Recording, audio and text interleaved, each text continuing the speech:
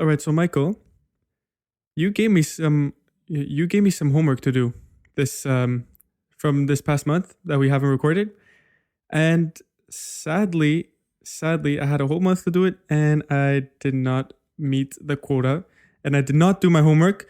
I'm a very bad student, and the homework was to test out paper straws. Yep. You had 1 month to do it. I had a whole month. 1 month to do it. So, And I didn't. don't know. Here's the thing. We could either talk about it today and then you could pretend you know what you're talking about. Or we could just not talk about it and talk about it later. I don't know. Conundrum. Maybe we'll. I don't know. Look, I got it. I'll let you make the decision because I know you have your rants ready. We'll talk about it, but we'll come back to it. Sounds good. So, paper straws. Man, paper straws. That's like a mixed bag right there. So, for those who don't know, some kid in New Zealand did a homework. And because this kid in New Zealand that did his homework on turtles that are eating straws, now we have paper straws in restaurants.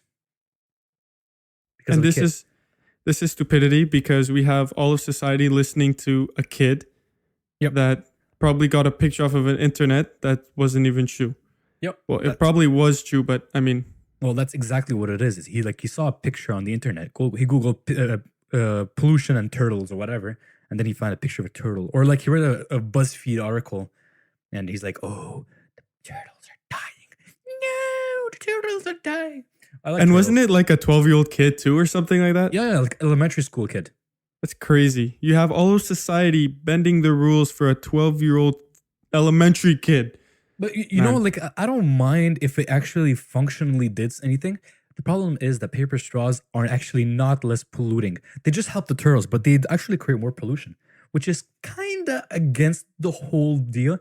So here's the thing: paper straws are more environmentally intensive to make than regular plastic straws. Even though they decompose, the process to make them creates more pollution than the plastic straw will create.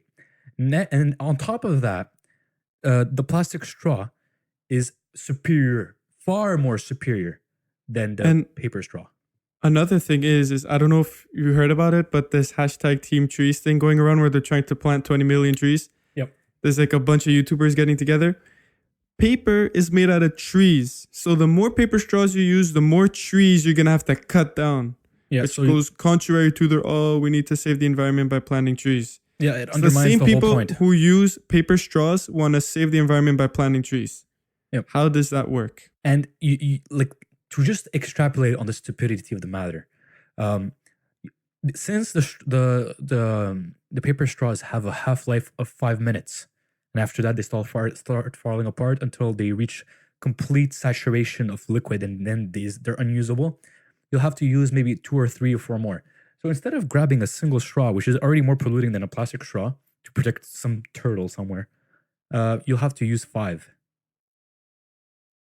That's horrible. Yep. But the thing is that why are we using paper straws in Montreal?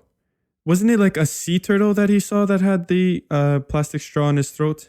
Yep, it is. If I'm not mistaken, it was a sea turtle. So we do not have sea turtles in Montreal. Yeah, but that's not the funny thing. The funny thing is there's a research that came out, a scientific research claiming that actually all sea pollution is not from the States, provided from civilized countries, but it's mostly India, Thailand, and China, because they actually dump their trash in Indonesia also as well. So these four countries are the main culprits of all sea trash. So even if we stopped using paper straws, that won't change anything because China, Indonesia, Thailand, and India, they're still throwing their trash out there. They're still using regular straws. But that doesn't change anything. Exactly. Like, it's the same thing with climate change. Yep. How Canada, I think it was, they only produce 1.5% of the world's pollution. So if Canada puts stricter laws on emissions and stuff like that and puts a carbon tax, it's not going to make a difference in the wide scheme of things. The heavy polluters are not Canada and the US. We don't have as much manufacturing in these countries as they do in Thailand and India and China, where those are like main manufacturing, where there's a lot of manufacturing that happens over there. Yep. So that they're putting all these laws and making us use paper straws, it's not going to make that much of a difference in the grand scheme of things. True, and that's the annoying part. But it's not as annoying as the following, because okay, if it actually did anything for the environment, which it doesn't, but let's give them this narrative. Okay, we're helping the environment by not using plastic straws. Good, but the problem is the plastic straw is still far more superior in every way to the paper straw, and here's how. First of all, when you drink with a paper straw, the fibers dislodge from the straw itself and deposit on your tongue. Now, I don't know if you ever like put Kleenex accidentally in your mouth or some kind of paper, and you have the fibrous like feeling on your tongue. That's Yes, I know what really you're talking about. that's really That's not a nice dissatisfying. feeling. It's not good at all. And imagine like let's say you're drinking a Coke, which has like this fizziness. So basically, it's like a natural fiber dislodger off of straws. So you have uh all the soft drink you're drinking. Let's say for the sake of this example, I'm at Harvey's, Canadian restaurant chain, fast food, which they do carry paper straws, and I'm drinking a soft drink, and I'm drinking the soft drink, and then I have this like fiber depositing on my tongue, and it's like so dissatisfying. So you have to drink more. But the thing is, it's like the more you drink, the more fibers lodge on your tongue, and part of the the experience of eating food is the mouthfeel, the texture, not just the flavor and the balance and the spices and cold, hot. No, but the texture. That's really important. So if you have something that's depositing these foul fibers on your tongue, that like it's like eating hair. It's not appealing. It ruins. It's counterproductive. It ruins the whole thing.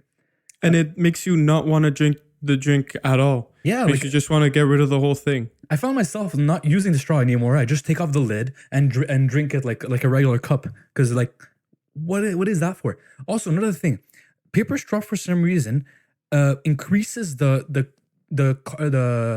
carbonation separation process.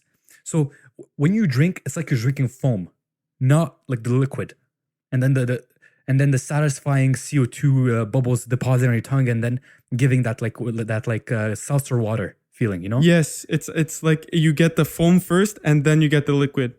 Not even. No, it's foam all across, all the time. So because of the texture of the paper and whatever chemical reaction is happening between the properties of the paper and the carbonation of the drink, it is forcing out the liquid of its liquid state with the carbon deposited inside the liquid in an equilibrium whatever chemistry. I'm not gonna go dive into the details, but the gas is like in an equilibrium in the drink, and the mere fact of drinking with a straw separates the CO2. It could be also that the paper absorbs part of the liquid and There you're you only go. left with the CO2 There you go. as you're drinking. That's funny. That's a funny hypothetical. Yeah. Also, Yeah. it feels warm when it gets to your tongue.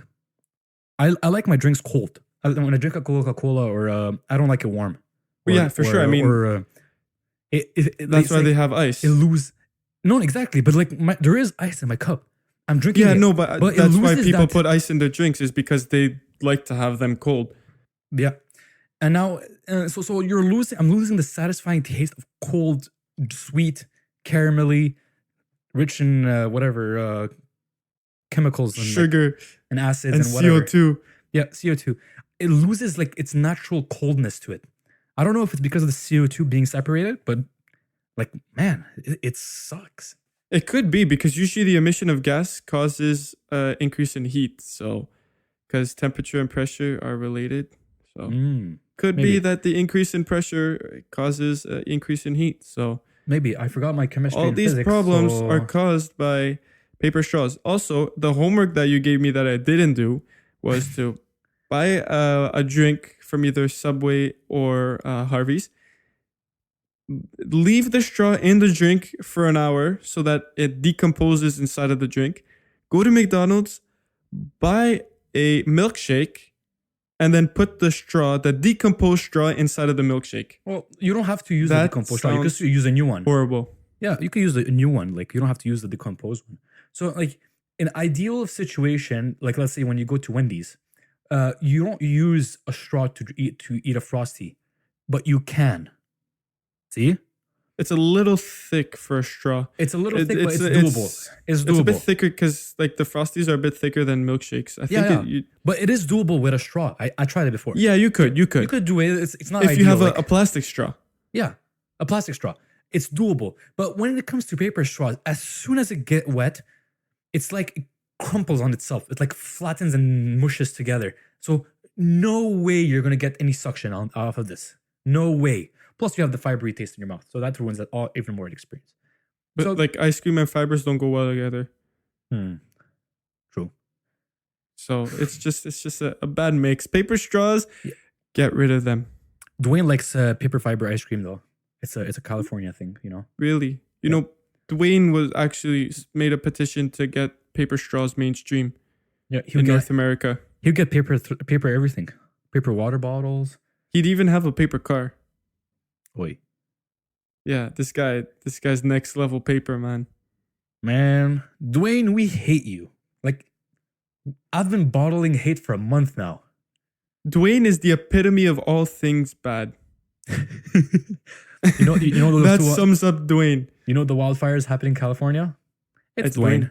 It's Dwayne. He tries to make his house out of paper. Yep. And he had a fireplace in his paper house, and that caused wildfires in California. Idiot. And he's the reason why people are losing power. He uses too much power. He has like a Bitcoin mining farm in his basement. Yes. That's sucking all the power, so they have to shut it down for 600,000 people. Yeah. That's why Taylosif had to miss upload the other day. Yeah, because they're running out of power. He's using it all. Dwayne, selfish. And he has multiple electric cars also because this guy cares about the environment. So he's like charging them all the time. Yep. This guy, he even has a home theater. He streams movies. So Paper this guy uses a lot of power. All right, since we're already ranting about paper, let me continue ranting about paper. I had a official licensing exam, and in that licensing exam, I had to have a certain document that proved that I was registered for the examination and that I am who I say I am. And I showed it. I didn't print it. I just showed it on my phone because I assumed like, okay, I have the electronic version. They'll look at it and they say, okay, that's me. And the guy that was supervising the exam, older person, in his far well in his 50s, 60s. And I look at him and I show him the document on my phone, and he's like, I can't take the document on your phone because anyone could have sent it to you, and I don't know if it's actually your document or if someone else's document has sent it to you, and so you have to give me a paper version. But I thought of this and like, this guy's an idiot. Like, I could take that document that's not mine, print it. Yeah, exactly. And then show it to you. And it would be the same thing. Exactly. Like, what kind of foolery is this? Like, who are you joking? Did you think this through?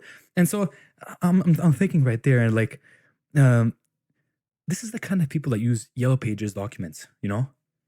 Instead of using the website, they still have the thick Yellow Pages book. Those are when they want to call a friend, they're like going through their directory. They're going through their like 3,000 pages. Yeah, they actually use. They still have a paper contact list. They don't use the contact list in their phone. Yeah. They have a Rolodex in their office, like actual Rolodex. They like when they want to find a contact, they like pull out their like little reading glasses and they put on the tip of their nose and they pull out their new contact and they're like, let me go call this guy. Yep. Like, it takes them half an hour to find. Like, I didn't realize how bad paper was until I came back to it. Like, paper straws, that's bad. Yeah, but that's something that, paper straws were bad from the first place. Yeah, paper bags in groceries. If you buy anything that's cold, there you go. Your bag is done. Now, the nice thing is sometimes it could be frozen and the condensation causes it to become anything wet. That is cold, yeah. And then anything that's cold. There Like, goes your bag and your yeah. groceries, especially if you take the bus to do your groceries. Yeah, it's true. It's true. Like as long as like the paper bags have a plastic lining within, that's that Yeah, then negates the whole goal of for using paper sure. bags. So just make plastic True. bags because Yeah, there's no, a but plastic bags. Well, plastic bags are mainstream. There aren't too many stores that give paper bags, especially grocery stores. They're usually all plastic. You can go to some like retail stores, clothing stores, where they'll give you paper bags, but usually at like grocery IGA, stores you have Metro, you know, IGA no. They Metro. they all have plastic bags. Yeah, but if you ask, they'll give Even you like paper. Adonis, Walmart. Yeah, they have it as an option. Yeah, it's But not mandatory. Of course not. the Of course not. default is plastic. Like most grocery stores like give plastic bags, but yeah, paper bags aren't a good choice. I mean, plastic bags are superior. For most things that you use daily, plastic is superior. Like I mean, straws. I Hmm. mean, like you're gonna go try and make paper cutlery. That's the next thing. That's the next thing that's coming up, man. You're Oh, gonna go to that's gonna be McDonald's and you're gonna terrible. get some paper forks. Paper knives. How do you manage that? Like, yes. There's this guy on YouTube. He has a channel. He's a Japanese guy, and he makes paper knives, like chef knife, out of everything. He made a pasta chef knife, like Out of paper. out of pasta, out of cardboard. He makes everything, and the test at the end is cutting a thin cucumber, like thinly slicing a cucumber. So Yes, that so tests the sharpness. but the thing is, he puts so much glue in that thing that it's like 50% paper, 50% epoxy glue or whatever glue he used. So like it's weird. Like, Is it truly paper? You're cutting with the epoxy. it's actual like you know how they make cars, carbon fiber cars. They take a layer of carbon fiber and they superpose another layer, but invert in the other direction, and so they make like a lattice of thin layers. Yeah, of it's like a weave. A weave, exactly. So he made the same thing but with cardboard. So he bought some unidirectional a box of Amazon. He ordered something off of Amazon, used the box, and like since all cardboard boxes are kind of unidirectional, they line up in a certain direction. So if you try to rip them from top to bottom or from left to right, one of those sides will be easier. You'll notice. Yes, Yeah. yes, for sure. So he just like use that alignment and then superpose them differently, and then using glue in between each layer. But I was he think- putting thick layers of like epoxy? No, it wasn't actually epoxy, if I remember well. He was using a homemade glue, which is made of some kind of fat, water, and flour. Okay. But So still, that could get pretty thick. Yeah, so it got pretty thick, but he like compressed it with a vice, a special vice, and at the end it was like rock hard. So and then he like sharpened it. Wow, was he able to cut the cucumber? Did Yeah. it pass the test? Yeah, it's a really cool channel. Like he makes knives out of everything. He made a knife. Savage. Yeah, made a knife out of what's it called? I already said pasta. He used That's crazy. he used the lasagna strips and like wet them, glue them, like stick them together using like the pasta water, whatever, And it worked. and it worked. It's actually one of the sharpest knife he has. Oh, no way. The pasta one. Yep. Wow. I wouldn't expect that. He also made a knife out of soot. Oh, yes. I've actually seen that. That's pure I've seen that carbon. like on one of those paper things. Facebook things. Yeah, where they take a candle and they get like all the carbon Yep. soot and then they make a knife out of that. That's the equivalent of what people want to do with like paper straws, and it's like it's not practical. It's more expensive.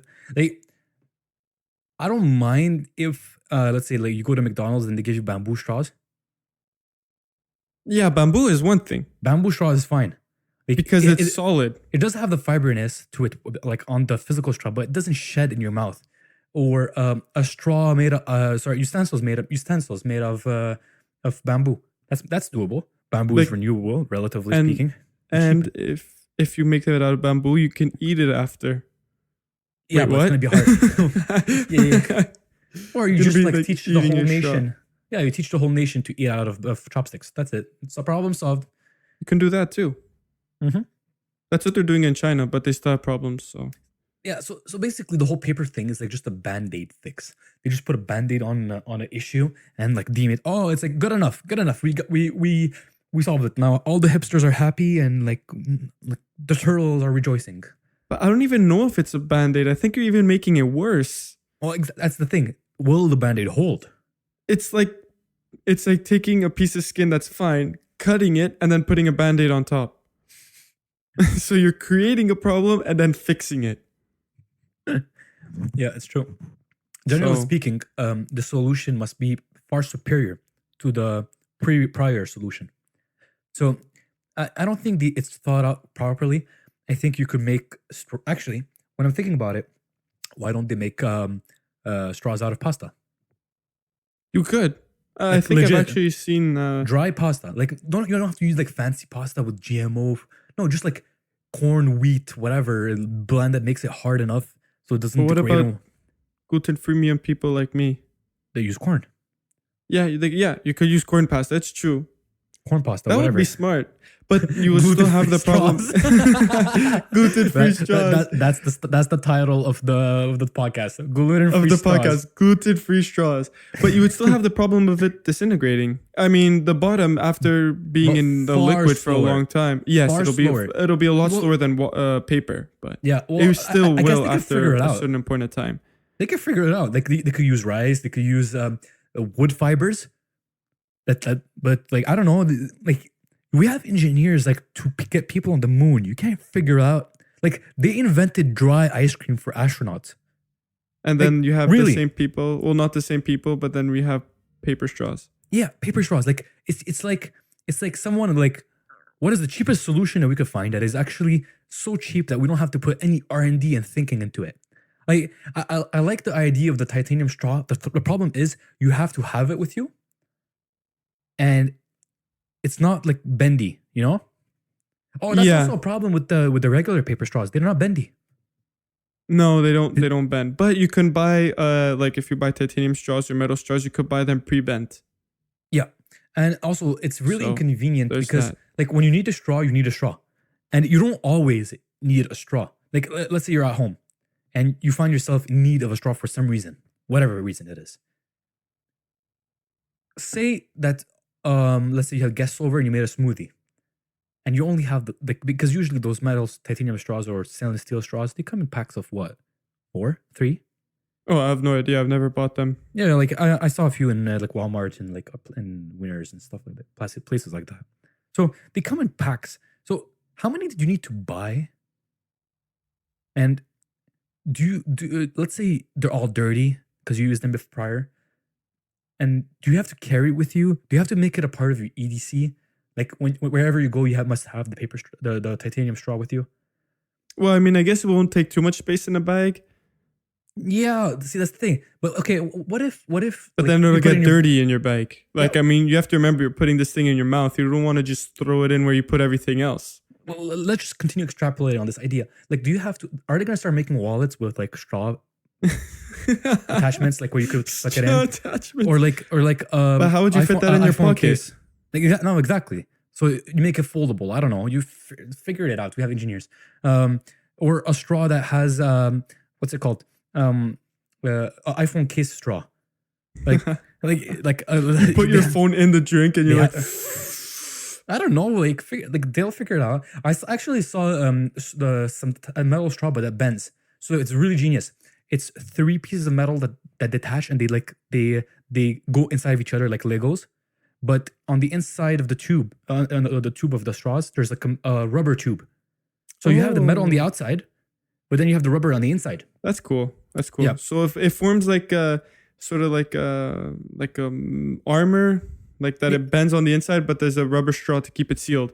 Exactly. So it basically holds the straw into a structural thing because the rubber straws are not really suction Rigid. ready. Yeah, you can say that. So if they're just glued to a metal pipe, then there you go. You got the rigidity. You that get need. you get the exactly. Yep. So But I really like the a gluten-free good pipe. solution. Yeah, What do you mean the gluten-free pipe?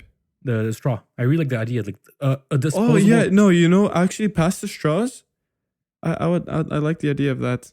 And you know where I got the especially me idea? being Italian. Yeah. I like that. Italiano. It's so ironic. I You're like it. Italian and gluten intolerant. Intolerant. I know it sucks, but I hear there's there's a lot of there's them actually apparently. Yeah, a there's a lot lot of. of Italians are gluten intolerant. So Mm, I don't know if it's because of the amount of wheat they eat, which causes a higher tolerance to it, or I don't know. maybe it's a genetic thing. Could be. Throughout the ages, it just so happened that a lot of celiac people were just so happened to be Italian or Roman, and so it just stayed in the genetic pool of you guys. So yeah, I don't know. But like where I got the idea for the pasta straw is in my university we have this like student owned coffee place, which is really good, and they're like kind of hippy dippy, but they have really good food and like really good coffee, like really good coffee for cheap. And so it's basically you buy a cup and then you could choose, like they have like a lot of coffee pouring things. You could pour whatever coffee blend you want. You can mix if you like. So they have raspberry flavored coffee, and then vanilla, and then Colombian, and then strong, weak, caffeinated. You could do your own mix. And and then there's the next station. It's the sugar, the cream, the soy milk, the almond milk, all that stuff. And then the stirring sticks. Stirring sticks are wide pasta. It's actual pasta. Yeah, and it works really well. Like instead of having plastic or paper, or not paper, wood. Wood. The wood thing is actually not really good for coffee. Now here's why. Because the whole idea of using stirring sticks is just to use them once and then throw them away. So they're not going to use premium kind of wood. So they always use that cheap wood that stinks. And when you put it in the coffee for slightly too long, it will transfer the flavor of the wood to the drink because it's Yeah, hot. that's true. I That's true. like, Van It Hout happens. Van Hout is so guilty of this. I like just I actually did a test. I took one of two of those wooden sticks, asked them for a cup of water. Hot cup of waters are free apparently in universities, at least here in Montreal. It's a policy. Nice. So whenever you ask, if ever any student asks for a hot cup of water, for free. And I put the stirring sticks inside, and then I tried the water later after like a few minutes, 2 3 minutes, and then it tasted like the wood, bitter, not really good. So That's disgusting. yeah. So the pasta ones like generally like regular pasta, like with not the spinach pasta, just regular plain pasta. Doesn't taste like anything. But do you end up getting the taste of pasta in your coffee? Not really. See, pasta is so it's gonna suck the flavor until it's not gonna emit its flavor until it's saturated. But the problem is you're only stirring for 5 seconds. True. So then, considering that about pasta straws, where straws stay in the liquid for a longer period of time, then they'll start dissipating their flavor into the drink. Yep. But that is still superior than paper straws, which start emitting their flavor into the drink after your first sip. That is also true. So pasta And straws are better than paper straws. there you go, guys. Ladies Pasta and straws are the gentlemen. solution. Just the only thing is, like you mentioned before, for the metal straws, you can't bend pasta straws. Yeah. But see, that's the whole point. Since already the paper straws are not bendable, so you're not really losing anything in that regard. But they're far superior and more disposable. Yes. And you can eat them if you're hungry. Yeah. Yeah, there you go. So you have all these homeless people stealing straws and boiling them and eating them. They're making plates of pasta out of straws. They're just like stealing the whole thing of straws and then going home or whatever and boiling them. We should patent this before someone makes one. We should. Yep. Copyright. On the other hand, also, since we're already talking about coffee, here's the thing. Coffee drinkers, some of them say that a coffee is good enough for breakfast. Do you know these people? Do you know these people? Like the only breakfast sustenance they have is a coffee. Yes, I do know those people that they have a coffee for breakfast. Oh, like their breakfast is coffee. Yep. Now I know I'm asking, and I know you know this because you're Italian, so that's very common in Italian culture. Very light breakfast, and then a regular dinner, and then a supper is like very heavy at 9 p.m. Right? My sister has actually done it a few times, having only coffee for breakfast. I do agree, but like usually when people do it, they get like this really hinky dinky small coffee, like that little latte, like small like this. Um, 4 sips and it's gone. And I don't get it. When I do the coffee thing, but when I do it, I get like a large coffee and put some cream inside to keep me going, and it's But actually pretty wait, good. from where? Oh, Tim Hortons, McDonald's. See, now the thing is that the people who get the small inky dinky coffees, those usually are espressos. So Yeah, but that's there's the the worst same, kind. but there's no. No, What? that's well. Here, I'll explain. Uh, the problem with espressos is they are so they are so strong that you get that huge kick of caffeine rush, and then you hit a low. Like Oh, well, I you mean, hit it down. So I and never like, really so you're got hyped up. caffeine rushes, so Yeah. So it's the same thing with Arabic coffee. Like it's almost same as a espresso. Maybe even stronger. So you hit a huge rush for an hour, and then you hit that massive low. Start yawning. Like you just woke up. Like why am I yawning? I just drank coffee. And see that's the disadvantage of drinking those like small coffees. That's what I don't get. That's why I brought it up in the subject. And I don't know how like you like people do it. I see like, let's say I go to McDonald's or Tim Hortons more actually, and they get this like little espresso shot, and then that's all they take, and then they leave.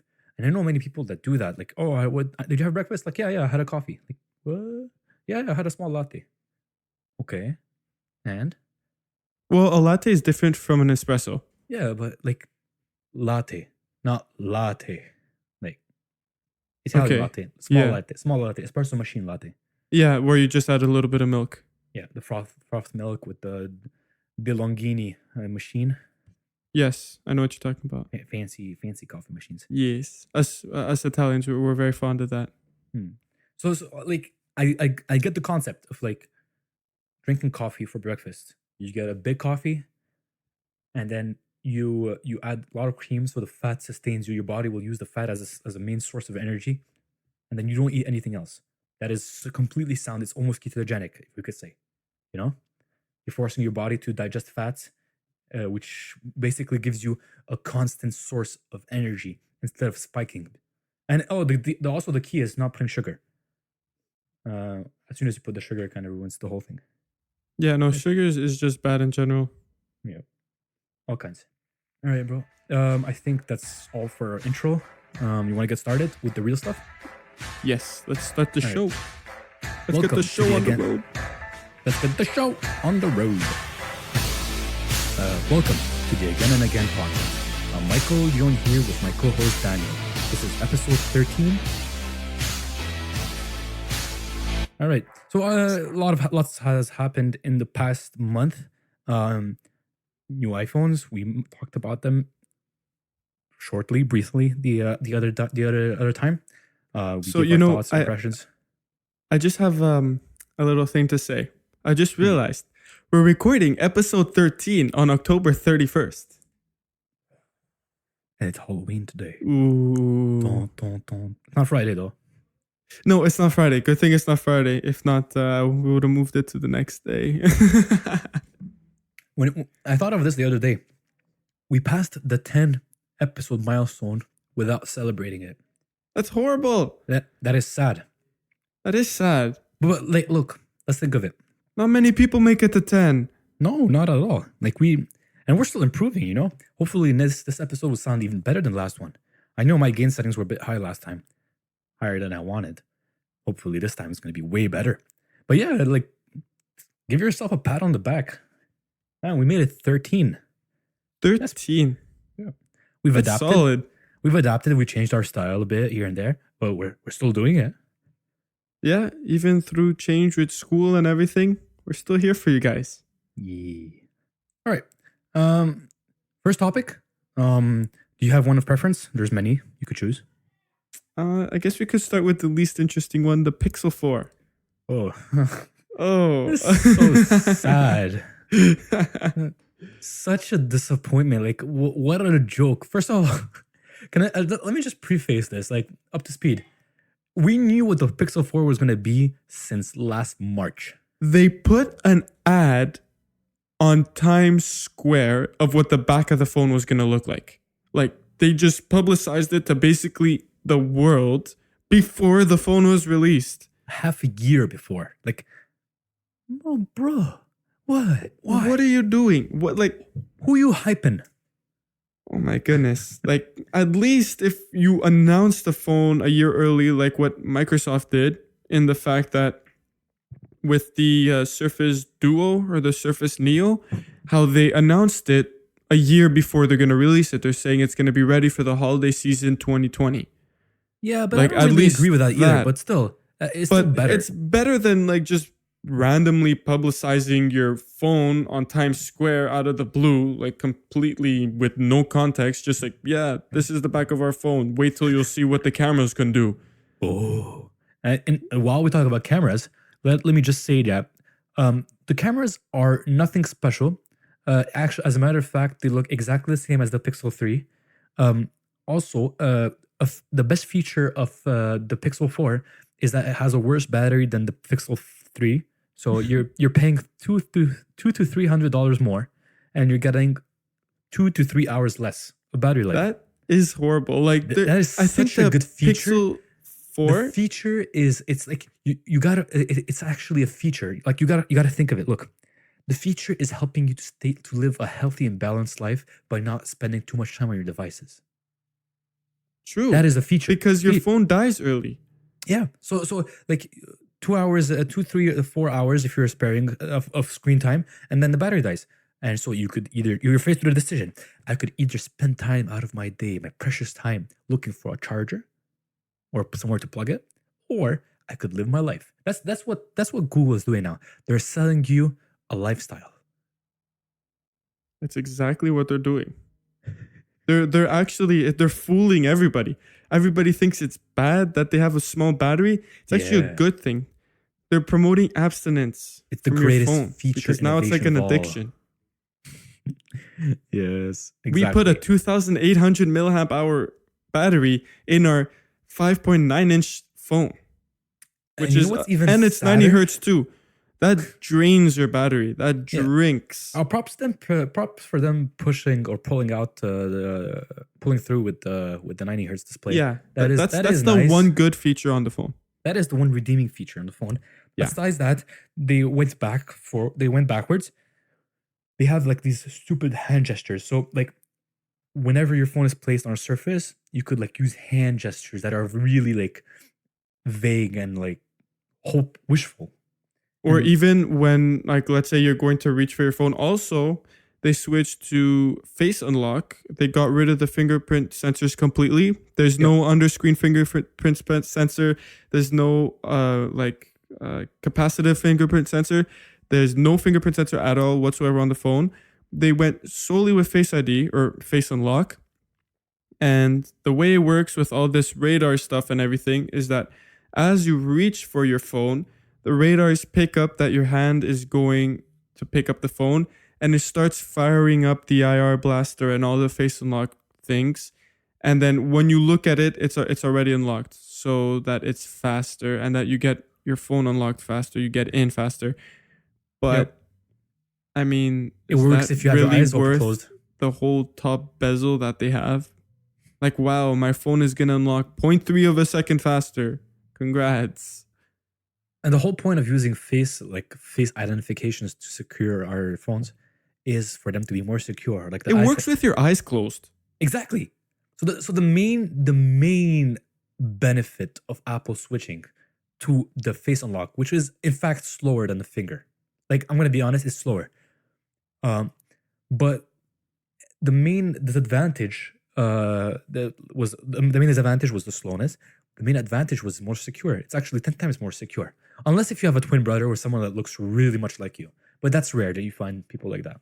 But anyways, so you could use the face scanning as a more secure device. But so the way they do that is by the geometry of your face. So everyone has like outstanding features with the face geometry.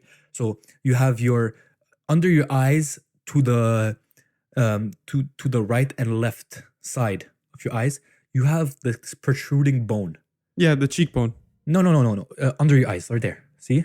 here. Yeah. Those are the cheekbones. Yeah. But yeah, exactly. But right under your eyes. So those bones do appear in camera. The camera could perceive them better than we do. It sees the change, the deviation, and Yeah, because it has like 3D mapping. yeah, and the indentation of your eye socket. Everyone is different. The proportions of the distance between both your eyes, the distance between your nose and the ends of your mouth, all that stuff, that is critical data. But also your eyes. The iPhone and Face ID, it uses the eyes to detect as a main feature. It actually analyzes the proportion of your eye, the way they look. I don't know if it doesn't do any color or toning or iris scanning, which is better because it's actually not really that good for your eyes, but still. It's not going to destroy your eyes like Samsung tried to do. Yeah, they actually have warnings like this may damage your eyes. They're like, do not use on children. If you can't use a feature on children, I don't know, man. I don't know if I want to be using it on myself either. Yeah. So the problem with the Pixel is it works with your eyes closed. So some guy could just walk into your house, take your phone while you're sleeping, put it on your face, unlock, then leave with it, and use whatever application of smart house, like unlocking your let's say you have a Tesla, and you have the Tesla app on your phone, because you could use a Tesla as a key for your car. Yeah, you could use the phone. So there you go. You unlock with the face. You put it. You open the car. That's it. You stole the guy's Tesla. And you open the garage with the house features on the phone. There you go. Boom. Or like, let's say you have a evil sibling or I don't know, like partner, and then they like go through in the night. Take your phone, scan your face, eyes closed. Go in your bank account, use like the face identification. Steal your money because you have saved passwords using your face as a analogous, and there you go. You just lost all your money, and the person left. Bye. Yeah, that's also a reason why for my bank account, when I want to log in, I always manually put in my password and I don't save it to the keychain, so that like just in case for whatever reason, like you need to know the password. So it's not like anybody can just like take my hand and use Touch ID and get in. So I'm a little secure on that. But also I heard a funny thing that guys were worried that, or even girls, that while they're sleeping, their boyfriend or girlfriend would take their phone, unlock it while they're sleeping, and go through their phone. That was like an actual concern. Like people were saying like, oh, I don't know if I want to get the phone now. So yeah. But apparently there's going to be an update coming that'll remove that it will not unlock if your eyes are closed. So such a redeeming feature. That's a good thing. I mean, all right. Like honestly, I don't want to spend more time than this on this subject. So just recap quickly. Worse battery, same camera as before. Although it has 3 cameras right now. Forehead. Full forehead. No notch, no punch hole, no nothing. Just a full forehead. A better screen. Granted, the screen of the Pixel 3 was bad. So now at least they have that. 90 hertz. 90 hertz and a new processor. Which is not even the Snapdragon 855 Plus. It's the Snapdragon 855. So they're already putting old hardware on their phone. Yeah, basically. And basically in all regards, the iPhone 11 is better in every single way than this phone. Oh, yeah, for sure. And it's cheaper. And it's $100 cheaper than the small Pixel 4. And you have to pay about more than $100 to upgrade from 64 gigs to 128. And not to mention that the fact that they have 2 cameras on the back, one of them is wide, like your normal lens, and the other one is telephoto. Why didn't you go with ultra wide? They went with a telephoto. On stage, they're like, although we think that ultra wide is fun, we thought that telephoto is more useful. Like, no, it's fine. Nobody uses telephoto. It's fine. You know why? Because they're just copying Apple. Look, the Pixel 3. But they're like 3 years behind. The Pixel 4 is 3 years behind the iPhone. The iPhone had these features literally in the iPhone 8. 7. Yeah, it was 7, but the last time they did it is an 8. Yeah, and the last one they did it, yeah. Oh, and the 10 actually. Also, they did it in the 10, and so iPhone had it for like a really long time. So welcome to the 21st century. See, Google does that thing that like really annoys everyone, even Google fans. People that love Google are annoyed at this. They come out, and they say, "Oh, we have this technology, and we're doing this different. So we're using this special tech, and the reason why we're using this tech is because we believe this way is better, and we're going to shame everyone else that use different technology. So Apple removes headphone jack. We're going to keep the headphone jack. Pat ourselves on the back. And then literally a year later, we decided that we don't need the headphone jack anymore. And Boom, then gone. and then they're like, oh, well, we're going to put front firing speakers because really good speakers on phones are really nice. Next year, we decided to remove the front firing speakers because they take too much space. Okay. Also, they made an ad. 2 cameras, no need. No now, how many need. cameras do they have on the back of your phone? 2. 2, and on the front. No, they only have 1 on the front. No, in the Pixel 3 they had 2. In the Pixel 3, they had 2 on the front. Yeah, see, if you're gonna have 2 cameras on the Pixel 3 selfie camera, why not have it on the other? Yeah, they put 2 cameras. And the thing is that on the selfie one, it was an ultra wide. And then now when they go to 2 cameras in the back, they put a telephoto. Yeah. Come on, Google. Wireless Come charging. On. Wireless charging. No need. Why we don't need wireless? No, they had wireless charging actually, and then they removed it. And now I don't think they do. We have it now? Do they have it? I have no idea. I don't know. Pretty sure they do, but it's irrelevant. You know what I noticed about Google is that they copy Apple in everything. Like if you look at their new Nest smart speakers that they came out, they look like the HomePod. You look at the new wireless headphones that they came out, they look like the AirPods. Yeah, everyone's copying phone. the canvas style, like the fabric. Yes, like the HomePod. You look at their phone with the square in the back, looks like the iPhone. Oh, the new Pixel laptop. Yeah, the new Pixel Book looks like a Mac. Like Google is basically a Android version of Apple, but like a lot worse. A lot worse. Really bad copy. They just take the same design and then put bad shameful. hardware and just make it their own way. And that, by what I mean by that, is ruining it. Like if you look at their new Pixel Buds, the case looks identical to the AirPods case. Yeah, I think it's just a little bigger. They're not even. They don't even have a functional prototype yet. It's only plastic molding injection. There's no electronics in it. Did you know that? I did not. It's like a last minute thing they made. They look nice. They don't even know how to make it work. It's like AirPower but worse because Apple actually made a working prototype. Oh man.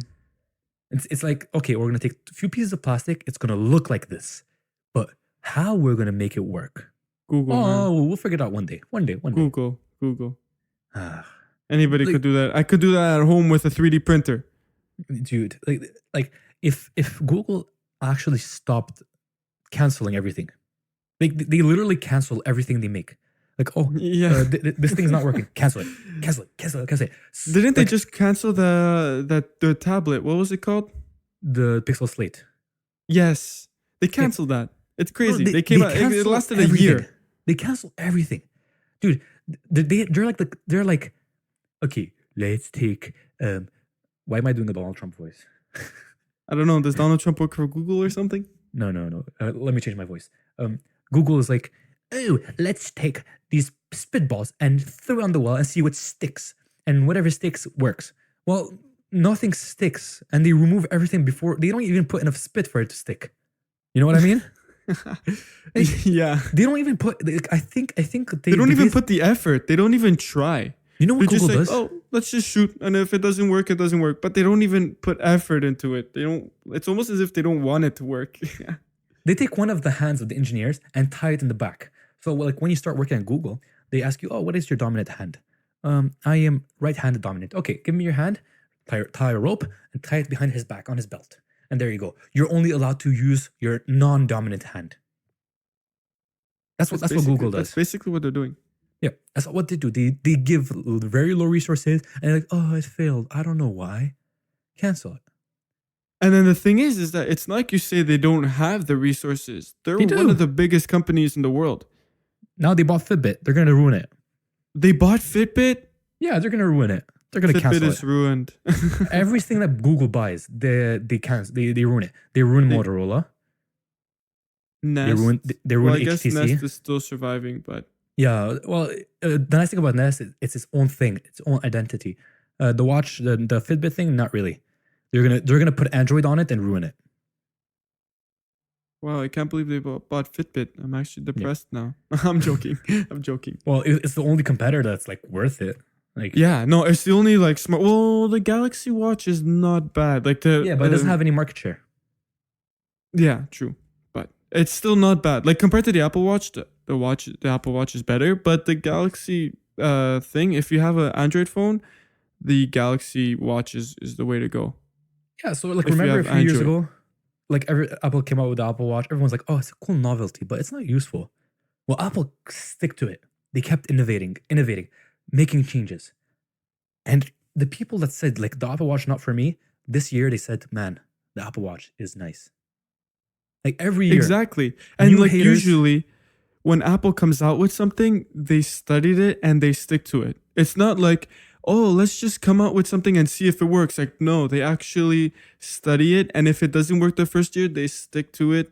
And then after, usually it catches traction. And it takes a lot for Apple to cancel a product. Like, I mean, look at the iPod. Like, they're still making it. This generation that's out now is probably the last one that's gonna be made. But still, like that's how much it shows you how much Apple doesn't like canceling products. So when they come out with something, they're sure it's gonna work, and they're not just, oh, let's just do spit on the wall and see if it sticks. Hmm. Yep. They actually back up their stuff, and they put research with proper engineers. Now, a thing that actually stuck is AirPods, and Apple came out with new AirPods, AirPods Pro. And Daniel, please tell us something about it. So the AirPods Pro are actually pretty cool. For one, their design is completely different. I recommend that you go look up a picture of them. They're pretty nice. The difference of them from the current generation of AirPods is that one, they have a shorter stem. Stem is a Yep. little shorter. Two, they have noise canceling, which is an amazing feature. And also they have in ear, like the little plastic tips Yep. that you have Yes. on like some headphones. They have those now. So the reason why they put those plastic tips is due to the fact that they added noise canceling, is that causes a seal in your ear. Now, you couldn't have noise canceling with the current design of AirPods because the way they worked is that they sort of leaned in your ear. They didn't actually create a seal. They just leaned in your ear, so sound passed through very, very easily. Like it's almost as if you're not like it's almost as if you have a speaker on your shoulder. Like the sound passes through as if you don't have anything in your ear at all. Like they have no sound isolation whatsoever. But with these ear tips, number one, there were some people who found that AirPods didn't fit in their ears, and this will cause a customized fit. So people will actually be able to have them fit in their ears the way they want it to.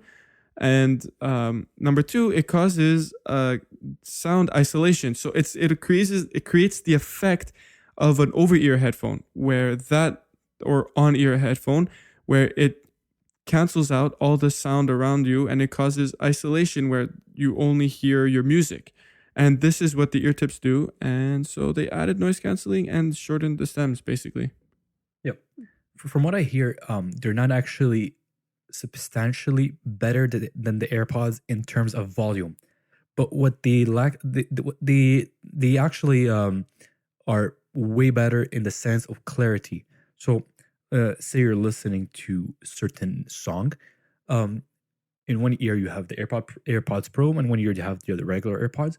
You will whatever instrument that is kind of muddled in the AirPods will be clear in the AirPods Pro. So you will be able to, like, let's say each individual finger picking guitar stroke, you'll be able to distinguish between them and hear them precisely, and that is so nice. So, and also a very well, that's actually a Apple innovation. Um, Usually in-ear headphones have this like cabin pressure feeling. I used to have Beats X, um, like the in-ear headphones, and they're nice because they passively isolate sound by just creating a good seal around your ear canals, so no outside sound could easily enter in. They're nice, but they give you a feeling of that you're in a pressurized, um, like a pressurized tube, and it's like there's like artificial weight on your head, and after a while, it gives you some kind of a headache. And apparently, Apple solved it by creating a venting system between the earphones and the seals that equalizes the pressure in your ears, because sound is essentially pressure waves in the air. Yeah, it Pressure is. waves in the air. So if you accumulate too much pressure in your ear canals, it will create this like little headache Mm-hmm. feeling. And after a while, like if you listen for a while, and the higher the volume, the more the headache. It's And so, but uncomfortable. It's very uncomfortable. yeah, and so it's just so genius. They invented a way to channel ear from your ear canals without impacting on the sound quality and venting it out. And that is so good because sound pressures is what damages your ears actually. So by reducing pressure in your ears, you are for the same listening time, you will reduce the damage on your ears. Now, it's not always recommended to listen to high volumes, but like people like sometimes you hear this song or this like rhythm or musical or whatever, anything. You listen to it and then you get carried away by the music and you just want to listen to it louder, even though it doesn't change anything. But like just the fact that it's louder, it's better. You know, it's like one of those situations you can't really explain. I don't know Yeah, if you where know you, what you sort of get into like the feeling of the music. yeah, like you're just carried away by the music, and you're like you're infatuated by the words and the rhythm and the synergy between both. And Well, yeah, because also when you put it louder, you sort of drown out all background noise. exactly. So that's why it makes you like indulge in it more. And so these AirPods, by just reducing the amount of pressure on your ears, will allow you to enjoy this without having that eerie thought in the back of your mind, like, oh, I'm damaging my ears, you know? You have to be cognizant about like ear damage and volume, but you don't have to be you could like say, okay, this is like a little dessert, you know? Uh, something sweet I could enjoy occasionally. And you could do it with less guilt. It's like eating cake that has stevia instead of regular sugar. Yeah, or like sugar-free cake. It actually does exist. It's not bad. I've had some before. Yep. So it just has like some kind of sweetener that has no caloric value. Um, so that's like I really enjoyed it. It also has a really intuitive like Apple is so good with hardware and software integration. It is so easy to like switch off between like let's say you're in a situation where you want to hear your environment, so you could switch off active noise cancellation, and or you could improve your surrounding hearings, because even if the earbuds are in your ears, you cannot hear your surroundings as good. So they have a way of making you hear even better. Instead of decreasing like time cancellation your surroundings, you could amplify it. So you could hear your surroundings as if you weren't having anything in your ears, and that is so nice, so thoughtful. Yeah, your headphones have that feature. Yeah, it is nice. So so when because my headphones have really good padding, and even without sound cancellation, active sound cancellations, the software version, um, I could like muddle or mute my environment. And so when I'm talking on the phone, the headphones immediately detect that I'm receiving a phone call and will switch to ambient mode while when I answer the call. And so when I answer the phone call, it enables ambient mode. So I could make sure that I'm not talking too loud, because we all know that one person that uses like a Bluetooth headphones to answer phone calls and is like screaming because he's not Yeah. aware. He's not aware.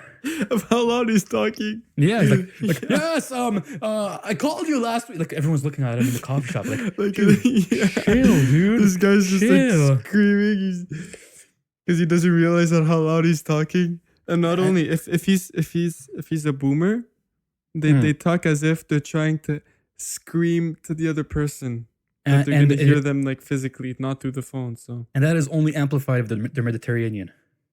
yes, it happens especially with the Italians when they're talking to like people from Italy.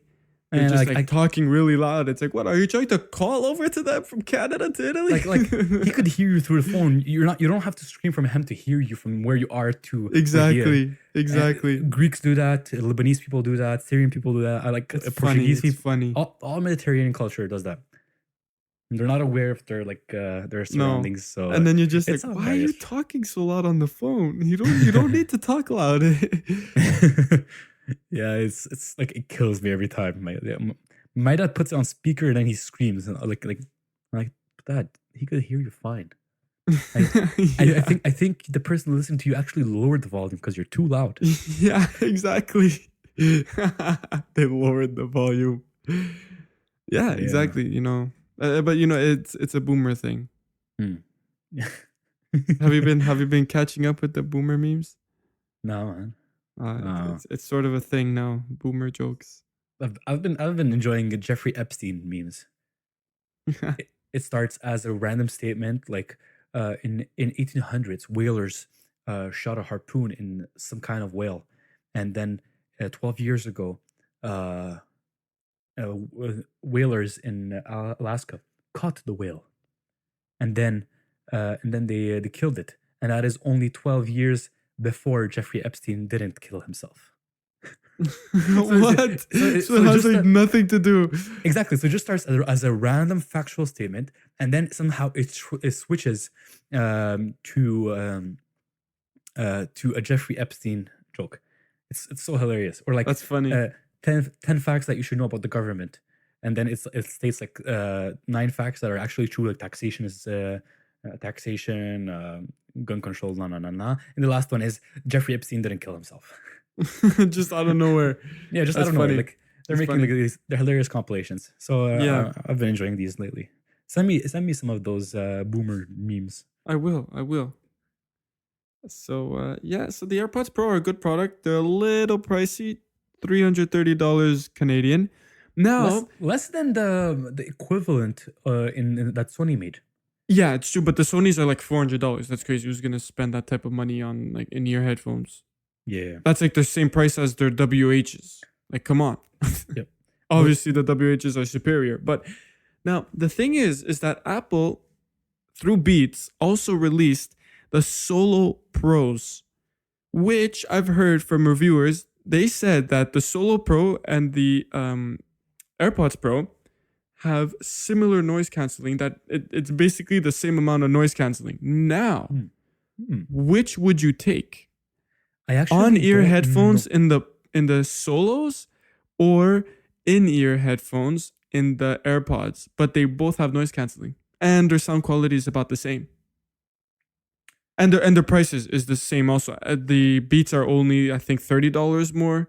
They're $370 instead of $330, $40 more. It's not this, so like prices basically you could count them as the same. So you're either going with AirPods Pro or Solo Pro. Oh, that's a tough one. That's See, because I don't really know a lot about the Beats Solo Pro and the Pro, right? yeah, the Solo Pros. Yeah. I don't know a lot Everything's about. pro nowadays. I just watched an unboxing and a first impressions video by Unbox Therapy, but I didn't watch any in depth. I'm actually really late on my reviews and my videos, so I need to catch up. But I don't really know a lot about them. So are they really good? Are they satisfying? Are they outstanding? Do they have a good sound signature? Do they actually cover pretty well? Because generally on ear headphones do not even with the same amount of sophistication and sound canceling do not match up to their over ear counterparts. So are Well, they as good? Do they compare? Like I have a lot of questions and I've watched a few reviews and they said that the sound quality is very good. They said it's not like, how Beats has that classic that they're very bass heavy. They hmm, said that these aren't as much that way, that Beats is turning the corner in the fact that they're not just going to be bass heavy and they're just going to try to have a full range of good quality sound. So they said that the sound quality is decent. It's better than the Solos, the Solo 3s, the predecessor, I guess you can say, or the non-noise canceling version. And what was your other question? Your question was sound quality. Also for the noise canceling, I heard one guy, The Verge's review, he said that he did say he had a big head and that they were a bit tight on him and that it hurt his ears a little bit, but he did notice that they were tighter than the Solo 3s. So in that case, he's like, they made them a little tighter on your head so it creates a little more of a seal than just but normal on-ear headphones. well, I could just chalk that up for them being new. They didn't stretch yet. That's what Could it be is. that too. It could be that too. So but we'll uh, have to find out. But that's not an issue usually. Like usually, even if you have a big head, they'll adjust over time. They need once you work them in, or you get them adjusted to your head pressure, then they'll work fine, I guess. yeah, for sure. So they said the sound quality is good. They said the noise canceling was very good also. And but they did say that I forgot who it was that said it. I think it was actually MKBHD. He said that the noise canceling on the AirPods Pro is basically the same as the noise canceling on the Beats Solos. So it's a pretty tough decision. I don't know because you're going with convenience of the AirPods over like actual headphones and the Beats. So like right now I don't know what I would go with if you told me I could have picked one I for the actually same used a lot of price. beats. I have a big experience. I almost owned every single class or used every single class of Beats product ever made. And um, so I could say I have a good knowledge and expectation of what I'll receive. And I also tried AirPods, so I know what I'm getting there. And like if it's only upwards with the AirPods Pro from what we currently have in terms of a general sound quality, maybe not in battery life, but that's not an issue. Um, I'll go for the AirPods, really, because I don't have to worry as much about breaking the and losing or damaging the Beats Solo Pro. And the reason why is especially in like in tight places or places where you do a lot of physical movement, you'll tend to hit your like you move your head closer to objects surrounding you than you actually expect. And since your body is naturally calibrated to not actually do physical contacts with those objects and not compensating for the fact that you have headphones on your head, you end up bumping your head against something by accident, a wall that is too low, especially for my height, or an obstacle that you usually go underneath easily, but because you have the added height of the head pad, so then you bump it, or they just slip off. I never had an Yeah, it's issue with happened my to me a few AirPods. times where like I'll touch the ear cups, especially in the metro sometimes, Yeah, like on the metro and the window or bus. something, and where Yeah, it'll hit the side. yeah, or just like regular ear sweat. That's it. That's not nice. Like your ears getting warm and then they sweat, and then you have to deal with that. And You don't also get. there's the pressure too that the headphones are putting on your head, Yep. especially because they are on ear. So Mm, that usually causes fatigue after a few hours. Like usually 1 to 2 hours, it causes a bit of fatigue, ear yep. fatigue. And everything I need to contain the AirPods can be in my pocket. Whereas I'll need a bag or a backpack to put the case for the Beats Pro, the Beats not the Beats Pro, the Beats Solo Pro, because Beats Pro are actually a thing. Um, so They are. like so like you could store the AirPods case in your pocket as easy as you need to, and you could put a case on that easily. But the Beats Solo Pro, you need to have a backpack to put the case inside. So like, yeah, You're I right. don't. You're right. But then they both serve their purpose. But I think in the case that I'm in, I would go with the AirPods also. I'll take the convenience over the on ear. Yeah, Also, due to the fact that, well, I'm pretty sure that the battery life is better on the Beats, but that's not too much of an issue. So I yep, think I would also go with the AirPods due to the convenience factor. And like you said, not always having to have, like, you'll have sound canceling, high quality sound canceling headphones in your pocket. Whereas the Beats, you'll always have to have a bag with you, or yeah, you'll need a bag to carry them. They don't fit in your pocket. So yep, now we have been mentioning a lot of Pro lately in our conversation about the Beats Pro, Beats Solo Pro, AirPods Pro, iPhone 11 Pro, MacBook Pro, Mac Mac Pro. Pro, Yeah, iMac Pro. There's a lot of OnePlus 7 Pro, OnePlus 7T Pro. There's a lot of Pro going around in Apple and in other tech companies. What does Pro mean?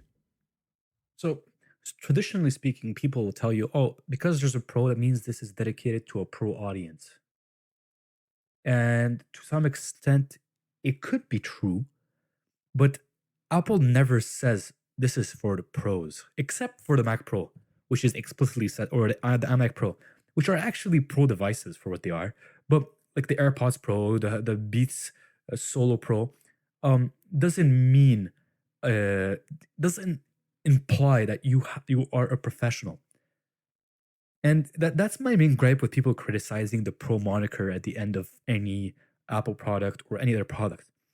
When companies are making pro products, that means there's a pro use case. The pro use case could be having a dedicated GPU, right? Yeah, it could. Like you don't have to be a You could. professional. You don't have to be a Hollywood editor or recorder or designer or whatever. No, but Or you could be just an average coder, and you need to have a GPU to test your graphics. yeah, so that's one explanation of the pro moniker. And a lot of people say, "Oh no, pros will never use this." But no, it's the pro is not for to tell you that it is for pro people. It means that it has a pro use case. And the pro use case is in comparison to the lower tier. So you have the regular MacBook, and in comparison to the regular MacBook, you have the pro version. And this is what it is. You have regular AirPods, and then you have the pro version of AirPods. It's not the people that use these AirPods have to be pros, but rather, as a matter of fact, the AirPods themselves, as if they were a person, they were pro in relation to the regular version. See what I mean? Yeah, so it's like taking in terms of like an average person and a professional. Yeah. So instead of attributing the pro moniker for the people that use it, it is actually in comparison between a product that is not pro and is pro. The pro means that it has more functionality. It has a specific use that is out of the ordinary. So not everyone wants sound cancellation. That is a pro feature. That is a luxury feature. Professional people generally do things that regular people don't do. They use their computers differently. They tinker more. They do things more specifically. I know people, they don't really care about sound cancellation. They could use regular headphones, but they'll buy the cheapest thing they want. And so like people that don't care about sound cancellation, they just want some regular AirPods that work fine, or regular earphones. Fine. It's the same thing with the phone. The same thing for the phone, exactly. The iPhone 11 is so capable that anything that you could do with the Pro, you could do it to some extent with the regular. But the Pro stands out in a different way, where it is more feature complete. It pushes those little differences to the max. You see what I did there? The max. Oh, iPhone 11 Pro Max. Ooh, we're pulling out those puns. But like, it's even in the case of where you have better battery life on the iPhone 11 Pro, you have an extra camera, you have a better screen. So these are things that, in a way, could be used in a pro use case. Better materials. Like, if you're using your phone all day for work and you're a pro, or I know that's not necessarily the way they mean it, but you'd need that extra battery life. Or if you use your phone to, like, let's say you have a YouTube channel or something, and you use your phone to record and you want to use that telephoto lens, that could be a pro use case. Whereas you don't have that on the iPhone 11. There's even the screen, which that is more of just like an upgrade if somebody wants it, because unless like you edit video on your phone, which I don't think people do. Yep. But like, unless you're editing video, the higher resolution screen is solely just because you want to be absorbing all those 4K pixels in OLED. But other than crispy pixels. Yes, you want to have a crispy image. Yeah. So to what you're saying, there's my favorite character or person on the internet. It's you know him, CGP Grey. So he has the Cortex podcast, the Hello Internet podcast, and he has his own CGP Grey YouTube channel. Very like 8 million subscribers. Very very important in terms of YouTube notoriety. And this guy, he mentioned in his last podcast episode with Mike Harley on the Cortex podcast, that he bought a DSLR with all this expensive glass to put on it, those expensive lenses, and that those microphones set up, tripod, everything, because he was hoping to capture better video. And he found out that just using his iPhone XS Max was way better. And not just in terms of like convenience, but in picture quality. There is so much like, and now he switched to the iPhone XS, not XS, sorry, 11 Max. No, 11, the regular 11, the 11 Pro. So, and he said that buying a DSLR is maybe the biggest financial mistake he did in his like YouTube career for a long time.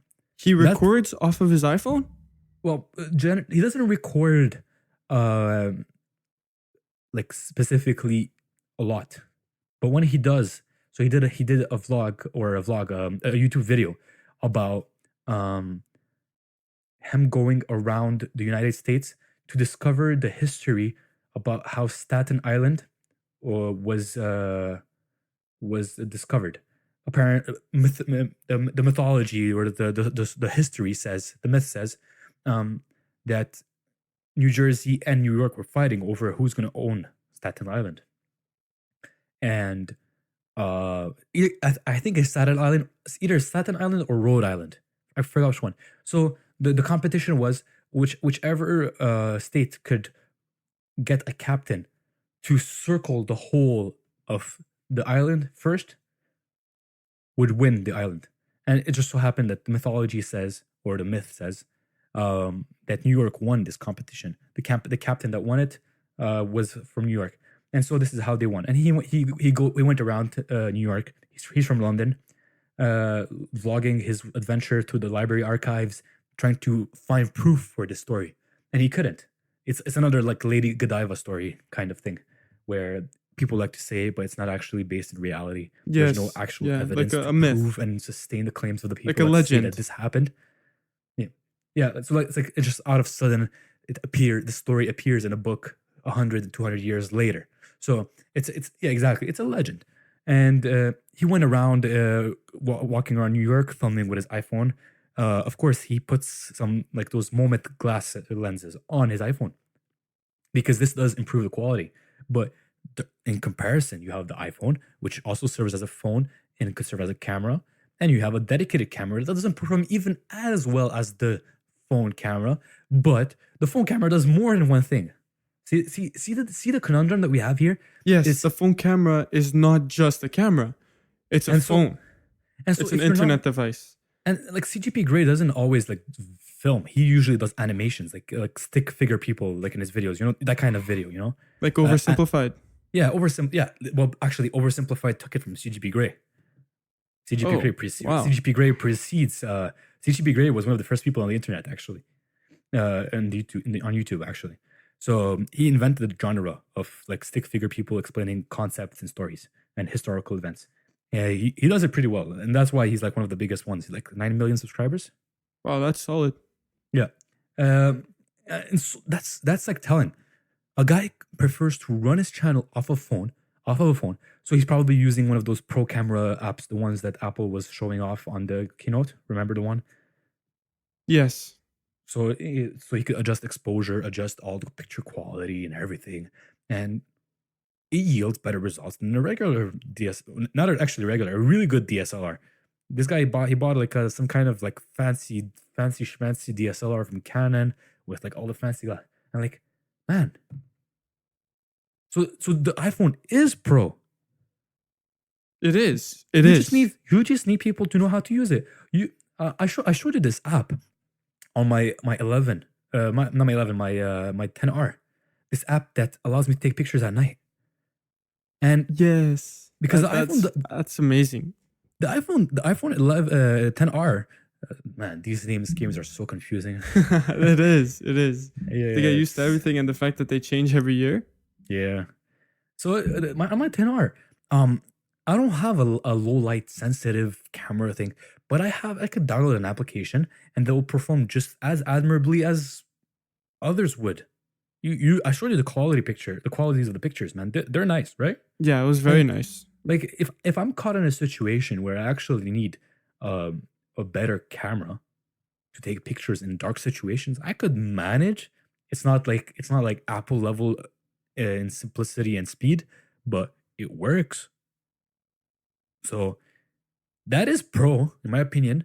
You don't need to buy a separate tool to make to do something specific. You could just download an application. Most of the time are free. If not, they're paid and they're very not that expensive. Like the most pro apps are like $20. That's nothing. Like Like LumaFusion. LumaFusion, it's like Photoshop, but like cheaper and better and less crony capitalism. Like Adobe is trash. Like they don't even care about their customers. Luma like Affinity Photo, like all that stuff, man. They're excellent applications and they're pro. They are. No, for sure they are. So when Apple says, "Oh, the iPad Pro," what does the iPad Pro mean? That means you could go take notes at school all day with a Yeah, and pencil not have to worry about like battery life and stuff like that. and even have extra battery life, so you could go and then entertain and then like it's the versatility. Um, More and more people like we remember that when the first smartphone came out, they started replacing what people usually bought. So people before used to carry around like let's say a tourist that's going like to a foreign country to like let's say Rome for the sake of the example, or Japan. They're going to take their iPod with their headphones. They're going to take their flip phone because they do need reception in case of emergency. They're going to need a booklet because those phones were not reliable back then. They may lose all their memory at a blink of like for some odd reason. If the battery acts weird and then something happens, you may lose all your contacts. So you have to have a paper version. You have to have a real camera. If you don't have a digital camera, you will need a regular camera with film, and then you will need what's it called, a radio, because you don't know what the weather is, like a radio, like FM radio. You don't know what Yes. the weather Yeah. is, and you'll need this thing and that thing, and then you get it to carry around, and then you need to carry your laptop with you. And now you could do that with an iPod. Everything I'm saying here, you could do with an iPad and an iPhone. Yeah. You could. So the iPhone itself, when it came out, was a pro device in relation to what it is, and now what was pro, like feature wise, became normal. And so when you take what is normal and you boost it to its logical and innovation extreme, it becomes pro again in relation to the regular thing.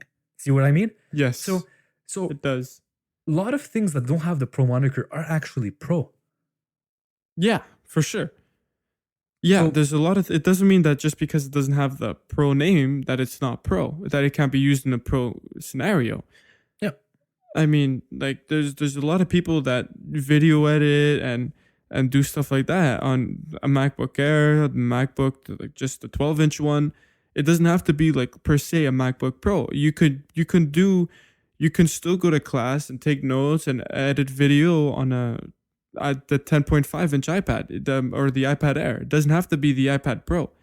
you could But use Logic on the regular MacBook Adorable. yeah, you could. Like, And or- you or could Final you could Cut. record a podcast. You could edit video on a regular MacBook. 4K ProRes video like Jonathan Morrison did to he what's it called? He shot fire at Linus Tech Tips by challenging him to create a rig that could edit 4K at 60 frames per second in ProRes Red, and he managed it on a regular MacBook MacBook Adorable. Yeah, That's insane. and So it like does, the thing yeah. is that you could do pro tasks on non-pro devices, but the pro devices will let you do the pro tasks better Yeah. and more And also- efficiently. Whereas, let's say to export that 4K video on the MacBook Adorable, it'll take you, let's say, 3 hours. Whereas on, let's say, a Mac Pro, it'll take you like half an hour to an hour. So having the pro equipment does make a difference, but it doesn't mean that you can't do pro things on a non-pro device. Specifically, and to equate the pro moniker on products with pro people is not logical, honestly. No, at all. Pros At all. come in all shapes and colors and varieties. There is not a single class of people called pros and that have all the same needs. And that is why Apple did such a big mistake when in the Mac Pro, the cylinder trash can, because they made a Mac Pro that thought that would suit everyone's needs, but didn't. And it didn't. No, And it did that not. was a mistake of judgment. You need something modular. Not all pros need 78 cores. Exactly. Some of them So need just plain cores. They want something that could sustain a load and with a lot of GPU. Some people don't need a lot of storage. They just need something that could plug external drives in it. Some people need no GPUs at all. They just need a big processor. Something that is very processor and not non-GPU parallelized, like audio editing. Audio editing is all processor. No exactly. GPU. You don't No, benefit of GPU acceleration at all, no. unless if you use a There's no fancy screen. graphics. Yeah. So all that stuff is like all these people arguing about the pro moniker is, as a matter of fact, pointless. It And is. It is. just like that's just like a little thing that annoyed me because I keep hearing like, oh, the pro name on this thing, it's not actually pro, and they think they're making a statement like it's an argument. No, it's not an argument. The pro is a name. If you don't like the pro name, big deal. Pound sand. Yeah, exactly. Like, to sum it all up, basically, the pro device is better than the non-pro device. It's just a way of distinguishing it. Yeah. Rather than downgrading the name of the like the lower tier device, like they did with the 10R and the 10S, they downgraded the name of the 10R. They gave it 10R instead of like just 10, let's say, because obviously 10 was already used. But like they did with the 11, instead of calling it the 11R and the iPhone 11 Pro, calling it that the iPhone 11 and calling the iPhone 11 the 11R, what they did was they kept it simple, and instead of downgrading the name of the base model, they just left it iPhone 11 and they upgraded the name of the upgraded model to Pro. So basically, Pro is just a way of saying this is a higher end model. Say it goes same thing with their computers, goes same thing with their with the AirPods, with the iPads. Like a non-pro could buy an iPad Pro because maybe I want to use my iPad to watch Netflix and I want to have a 12.9-inch display and I want to spend $1,300 on a Netflix streaming device. Like, I'm allowed to do that. And I'm not necessarily a pro. I'm not using it for pro tasks, but I just want to have let's say the larger display. So you don't necessarily to be like, the fact of having the name pro doesn't mean you need to be a pro to use that device. It's just a way of saying this is a higher end model than the non-pro version. Yeah, well, the use of a larger display in itself is a pro need. Not everyone needs a larger display. For yourself, entertainment on a larger screen is a professional equivalent of the smaller screen. See? So, I think that it's just I think we've exhausted that topic. And I hope, man, like one of these days, these guys will figure it out. Like, the pro thing is not a statement about a product itself. It's just distinguishing between them. Like, it's like for people that are spend so much time thinking about this stuff, I can't believe that they haven't figured it out yet. I know, for real. It's simple. Hmm. I don't have any more thoughts about this. Neither do I. Want to move on to the I next think we topic? covered everything.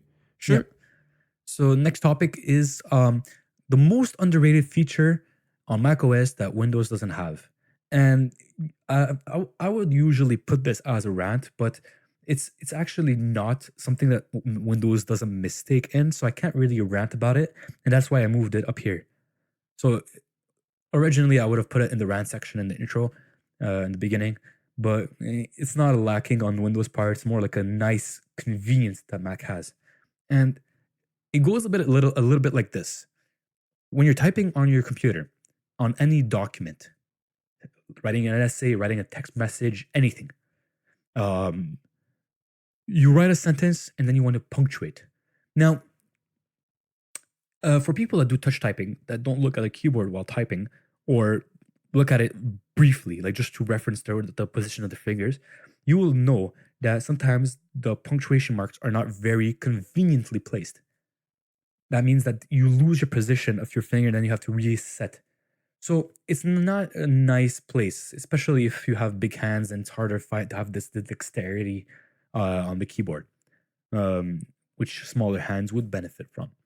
And the Mac has this really great feature to like mitigate that issue. And it's simply by double spacebar. Write a word, double spacebar. And then a punctuation mark is already initiated. Yeah, and boom, there you go. You get a period. Yep. And that is a thing I find myself always when I switch between Windows and Mac. I always on a Windows, I'm typing da da da da da da da da da. Double space? Double space, nothing. Nothing. Backspace, punctuation mark. Then I have to refine the position of my fingers because for some reason some keyboards don't have the dimple on the F and the G. Oh, they don't? Some of them. I thought all of them had. I know, but I work when I used to work at a clinic. They had Logitech keyboards. They didn't have them, or they wore off. I don't know. Weird. That's horrible. Yeah, it's horrible. How do you align yourself on the keyboard? Sometimes it's an additional manufacturing process. So companies that want to save half a cent per key and then stretch it over the equivalent of like millions of key switches or whatever keycaps. It adds up. It adds up. Yeah, it does. So it does. It is a nice thing. I like it. I know some Windows computers have a native autocorrect, like for capitalization and that stuff. But usually they don't. Usually you need to download like this proprietary app, like Grammarly or stuff like that to do that stuff. And I like how the Mac already includes the autocorrect system, which is sometimes annoying because let's say you're switching between languages, it's French, English, whatever. It might get confused, but overall, like say you forget to punctuate to capitalize I when you write. Well, it would be nice if the computer does it itself because like in all conditions, I is capital, you know? Yeah, exactly. There's no time where you would use I not as a capital. Yeah, like especially write in English. Like if you have the language preset on English in the computer, then it should do it by default. It should know first letter of the sentence, word of the letter of the sentence, capital. Should be like a no-brainer. Go on Google Gmail on Windows and start typing. If you don't have Grammarly or a computer that has software to correct it, you'll find pretty much annoyed. Like for the emails I do on Sunday and Thursday, not Thursday, Wednesday, for the mailing list. Sometimes I get annoyed because those little features that I really enjoy and like I use them as time savers are not profiting me there.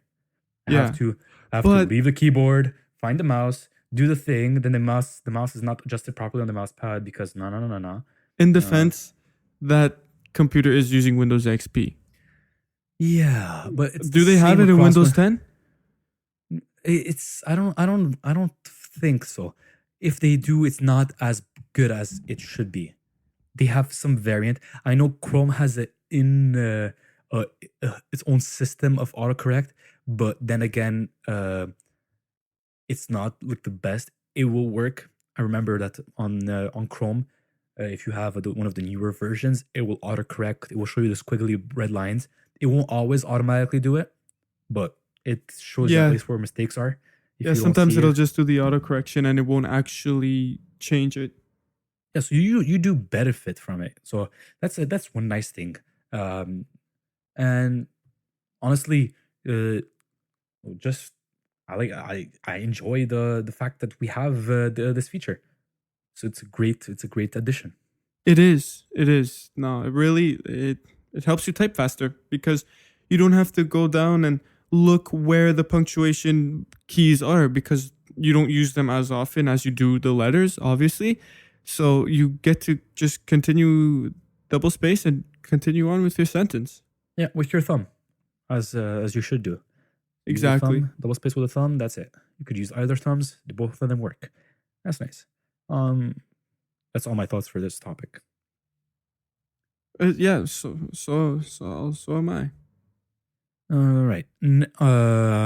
Nextly, so this month, Apple updated macOS to macOS Catalina. macOS Catalina promised to bring a lot of incredible features.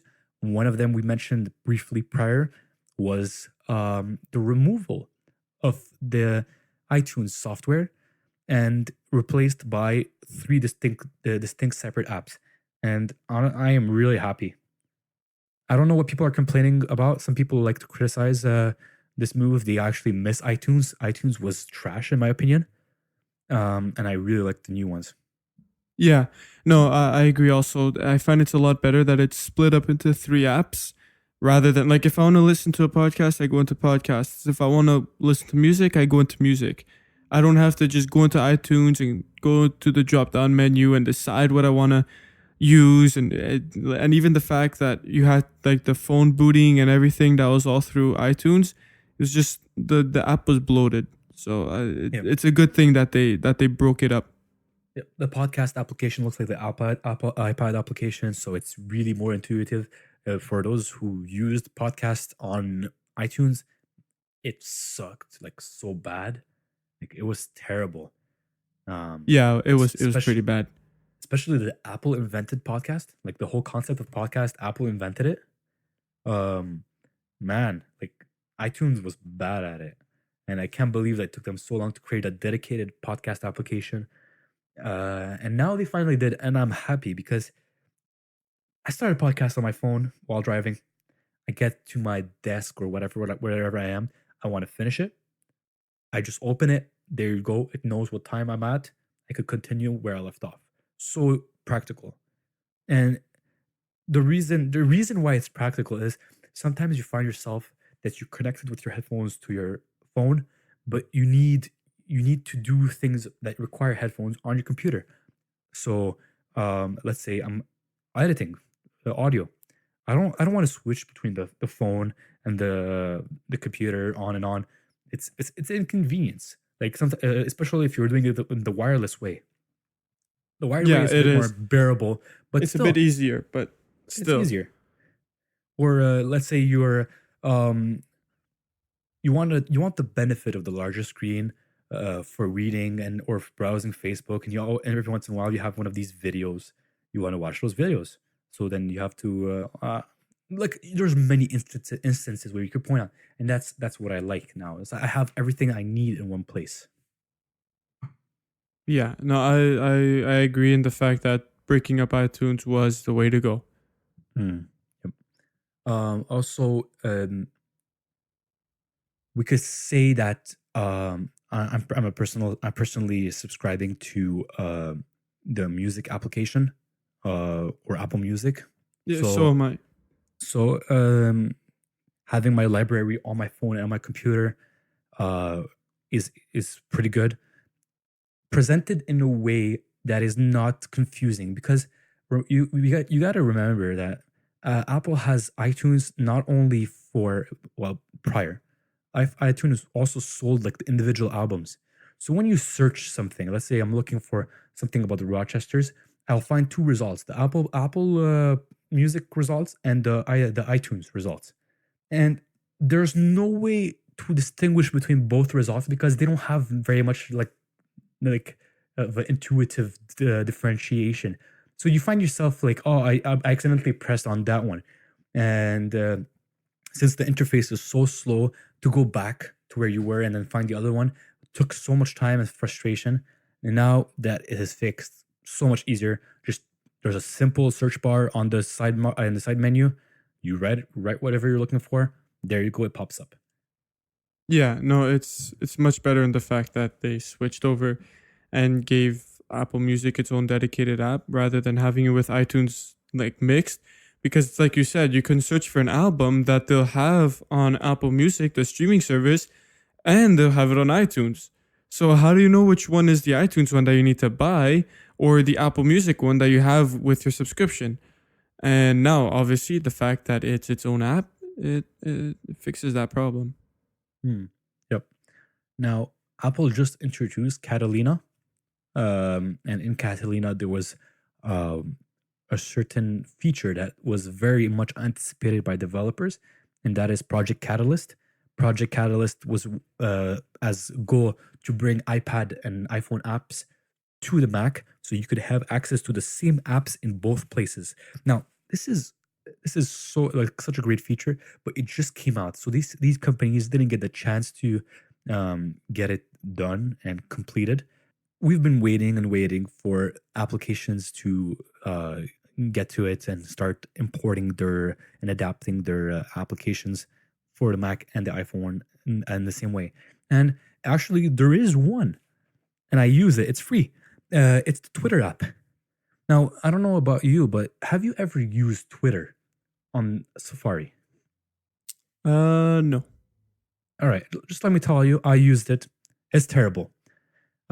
Say you press on on a thread to read what the post is or a tweet is, and then you go back and then you lose your position in the page, so you have to re-scroll all over. Oh no, that's horrible.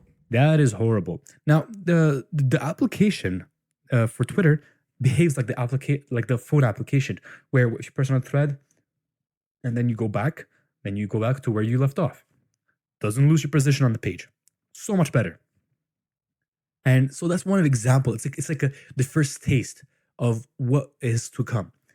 And if that's what is going to happen with the future of Catalyst and Swift UI, man, I'm all for it. I'm all for it. Yeah.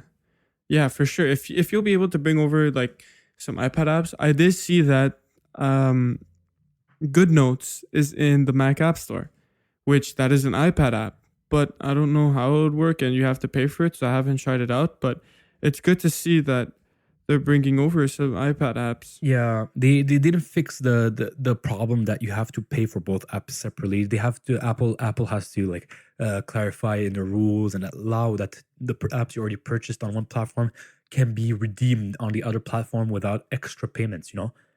So they have to clarify Exactly, this thing. because I have Good Notes purchased on my iPhone account, but well, I mean it's the same one, but on my Mac I don't. So Hmm. I should be able to have it because I already bought it once. But Yeah. So that's a bit of like back end data, and I don't expect the companies to make them always free, but I would like to have them bundled, like Apple to integrate the logic in the coding that if you already purchased the application on one platform, you could get it on the other for a slight discount. I wouldn't mind that because I know that these developers are like developing for two platforms, and it's not really like Catalyst and Swift UI does make it easier to adapt when a single application for both platforms, but it still requires some tinkering and adapting for both. It's not like just okay, press one button, it's ready for both platforms. No, they do have to tinker sometimes in the Mac OS presentation of the application because some features do not work because frankly, macOS doesn't have a pencil or touch interface. So they have to adapt certain features in a certain way to change it. And that requires work. yes, Um, it does. No, it does. so just paying a slight fee, like instead of paying what is Good Notes, $10? I think it's 15 or 20. Yeah, okay. So there that's it's pretty much substantial. It's a pro app, so I understand how much it is. But to pay twice the amount, and especially if you're not going to use it as much on one device as the other, maybe you just want to access the same notes you have on your iPad that you take with Good Notes and access them on the Mac or on another platform. Um, I don't want to pay the full premium for something I'm not going to use as much. So the bundling is nice. That would be nice. They have to work on that. And speaking about bundling, uh, we know that Apple has a lot of new services. We spoke about them earlier this summer or last summer. Well, the summer that just passed, actually. That's a while ago. Yeah. If I remember, it's early June. On the episodes we were talking about the new subscriptions and services that Apple made, and these subscriptions, Apple is starting to see that the bundling is testing with it. Now, the way Apple is testing the bundling is for all students that have Apple Music. they'll be getting for free, at least in the United States, Apple TV included Oh, for the same wow. price. For the same price. So since you have the student discount for Apple Music, you will be getting Apple TV, and I expect to see more of this going on. See, the likelihood of, because Apple is switching to what's it called? Uh, the word escapes me. Um, Services? A yeah, services company? services. Yeah, thank you. Services I company got you. is. Thanks, man. Like, you got my bick. Actually, yesterday in their earnings investors earning call, they declared that they had $15 billion in last quarter of services. Now that's like 3 times more than last quarter, and the last quarter was 3 times more than the one before that. So Wow. Apple is going crazy with their services. Yeah, they're really moving towards services. Like And uh, which in a way is amazing because you can have the hardware, the software, and the services all integrated, like the yeah, seamless Apple way. and I'm all for it. Like, keep doing it. Do like keep improving the services, make them better, add them, and by bundling them, you could give access to a service to someone that wouldn't think they need it for a reasonable price. And then when that person finally gets around to try that feature, because that is included in the bundle, maybe he will be able to be converted. And let's say, uh, for someone that has uh, buys Apple TV because he likes the new movies coming out, and Apple iCloud, and say that he gets in a bonus included with those two applications, Apple Music, and the guy is already a subscriber to Spotify.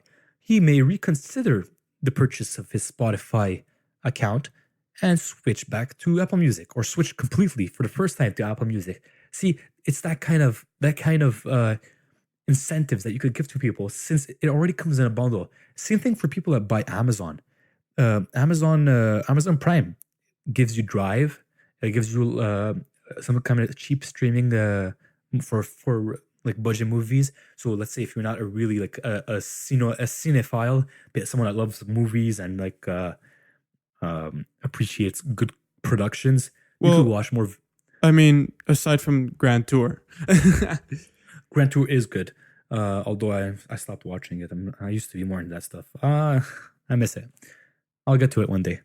I think you know, I used to follow like every single episode of Top Gear when they were still there, Yes, yes, you did. before they got ruined by those idiots But you know, it's on the actually not BBC. bad. I was watching like the new Top Gear, and it's not bad. It's not bad, but the old stuff was hilarious. Yeah, no, the old stuff was better, but the new one is still not bad. So yeah. And they also offer Prime Music. That Prime Music is not like the best music platform, but they do have the big titles, and they do have like the important stuff. So you most likely will find your music, maybe especially in the American market. If you're like in a strange country where you have music in like kind of a different language, you might not find those. But all the American and English content, and like the most spoken languages where Prime is important, where it primes, that's what it is, you might find the music there. So like China is not a big market for Amazon, and like, don't expect to find a lot of Chinese music on their Prime Music. See, not a lot of Chinese movies, because honestly, there's not a lot of Prime subscribers, and so this is how you could Apple switching their view of subscriptions could allow to attract these other segments in the market, or to convert people. Instead of putting that money towards marketing, you could create bundles and suck some cost, you know? Yeah, exactly. And that'll help promote your product in a different form of way than marketing. And at the end of the day, it yields more satisfied customers. So it's like a win-win situation for both. So Apple could tout about its high customer satisfactions, not only in the Mac and the iPhone and the iPad and the watch and the AirPods and everything, which it is class leading, but also it could now tout it in the satisfaction in its bundles of Drive. Now that soon, if we're expecting iCloud Drive to have multiple user support, and already a lot of people are upset with Dropbox, so that's going to convert a lot of people when that happens. You know, Exactly. which that'll be great because I don't use Dropbox or anything. I use the iCloud Drive, so more people is better. More Yep. people using it is better. More is better, always. More is better. Including bacon, especially bacon. Yes, bacon, just ultimate bacon. Okay, just unlimited supplies of bacon. The only exception to that rule is Dwayne. Yeah, no. Less Dwayne is better. Yeah, We should eliminate all Dwayne that's the kind. only thing that less of is better. Less of Dwayne, because Dwayne hates bacon, and Dwayne hates bacon. And salt, also less salt. But Dwayne is salty, so saying less Dwayne is actually equating to less salt. So There you go. that's it. All right, so I think that's it for today. Do you have anything else to say? No, I think that's it.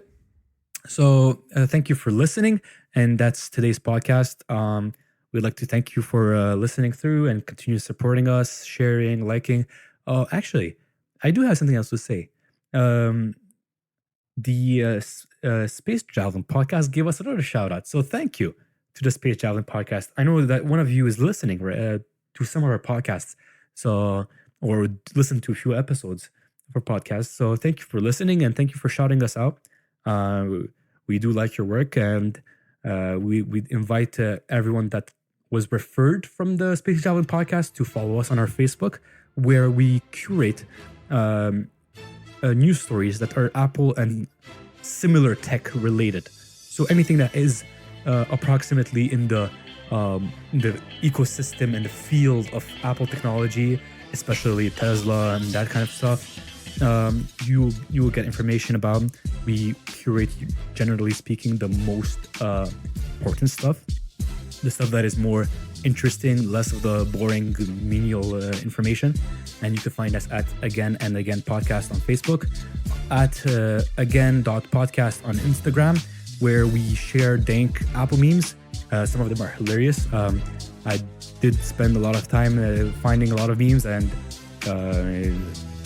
so far we have a good reception from the people looking at them. On Twitter, we're not that active, but if you want, you could go ahead and tweet at us and send stuff at Again Podcast. You can find us there. And you have recommendations, criticisms, you can DM us on all those platforms, or you can email us at the2apodcast@gmail.com. The 2A podcast, 2 as in the number. And if you like the podcast, we ask you to subscribe to our podcast so you can get notifications, like and share with your friends, and give us a 5-star rating on Apple Podcasts. So we thank you very much, and bye-bye. Bye.